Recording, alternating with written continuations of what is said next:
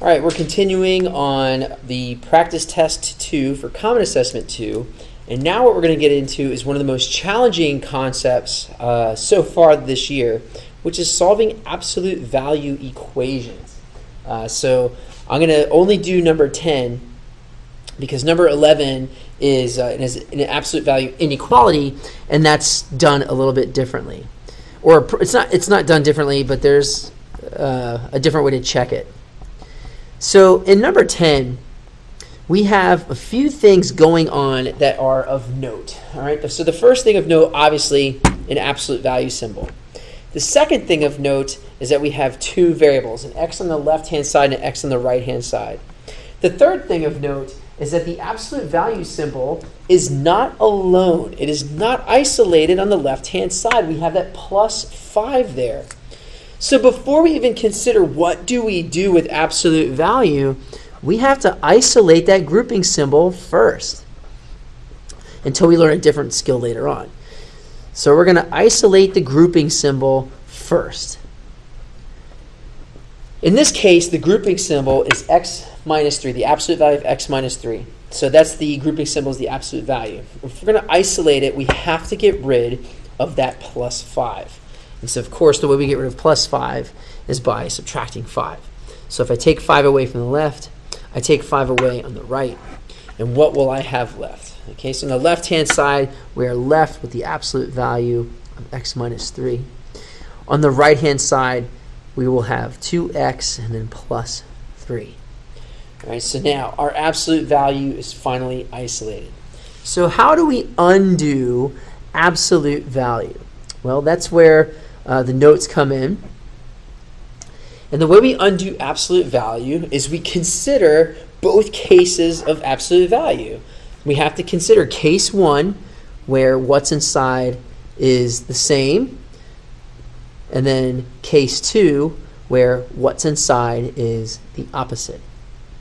Okay, so case 1, what's inside is the same. Case 2, what's inside is opposite. And so we set up our cases. And when I say case 1, what's inside is the same. Inside the absolute value, we have x minus 3. So for case 1, that's going to stay the same, x minus 3. So everything else remains. So we have 2x plus 3, and we've set up case 1. And now what we're going to do is set up case 2. What's inside is the opposite. What's inside the absolute value is the opposite.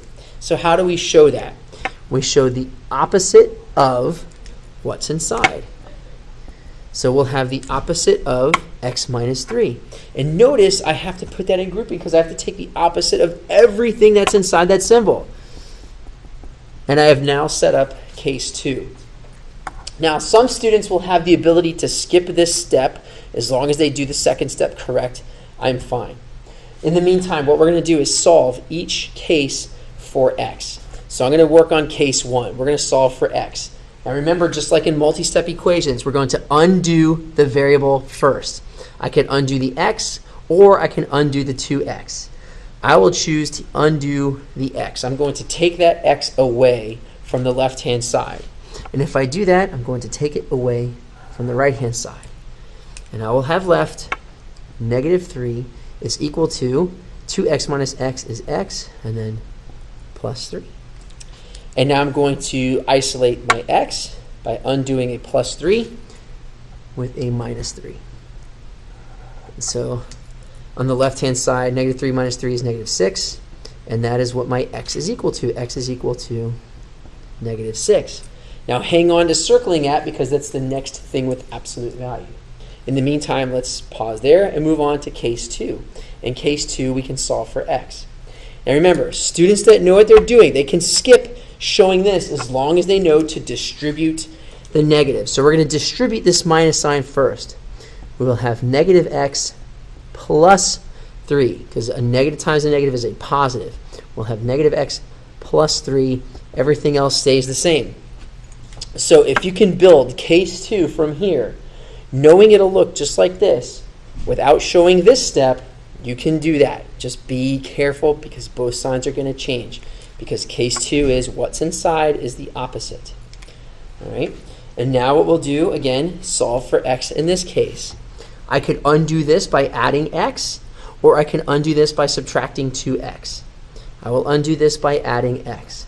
So if I add x here, I will add x here. I will be left with 3 is equal to 2x plus x is 3x, and then plus 3 is down. All right, and now I can still isolate my variable, undo the plus 3 with a minus 3, and if I subtract 3 from there, I subtract 3 from the left. 3 minus 3 is 0, and then I have 0 equal to 3x. Now I'm going to undo this 3. It's being multiplied, so I will divide. And now on the left-hand side, we have 0 divided by 3, which is 0. On the right-hand side, we have our x, and so we can see that x equals 0. So we have solved case 2. But we're not done yet because, remember, there exists this thing called an extraneous solution. Now what we have to do is check our answers. Okay, so how do we approach absolute value equations? We isolate the grouping symbol. We undo absolute value by setting up case 1 and case 2. And then finally, we check our answers. Be sure to check your variables because if we plug them back in, they may or may not work. So how do we check our answers? Well, we consider the equation we worked with. You can use the original equation, or you can use the more simplified equation from when the grouping symbol was isolated. And so I will use the more simplified version. And so we'll call this check 1.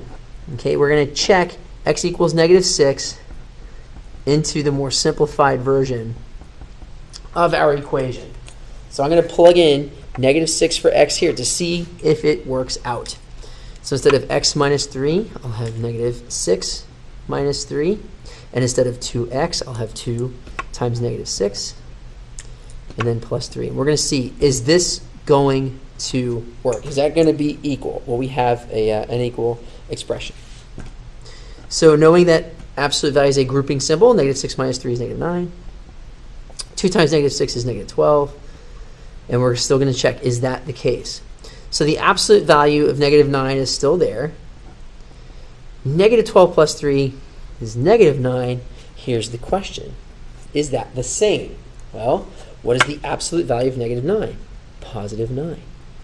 And -9 stays the same. Is this true? Does 9 equal -9? No, that's not true. So you can put exclamation points and say, no, that doesn't work. So what does that mean? That means x equaling -6. Remember we found that? That's actually not an answer.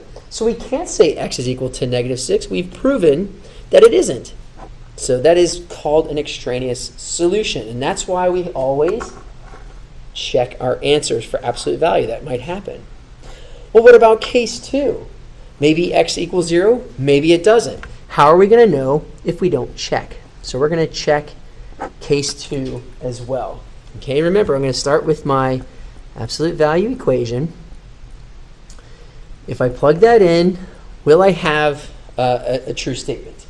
So instead of saying the absolute value of x minus 3, the absolute value of 0 minus 3, is that going to be 2 times 0 plus 3?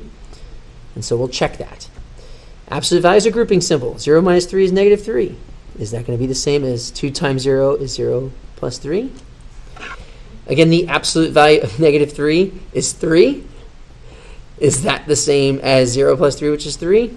Absolutely. Okay, so yes, it totally does check out. Yes, that works. Okay, so what does that mean? Now you got to make sure you tell me what it means. This means that x equals 0 is in fact our solution. So what is the solution set of this whole equation? We had to do everything. The solution set is only x equals 0. That is the only value for x that would make this a true statement. And we have to do all that work to figure it out. So remember what we did. Isolate the grouping symbol, undo absolute value with case 1, case 2, and check your answer. All right, we're going to use that same skill set for number 11, but that's a different thing. All right, so that's it for absolute value equations.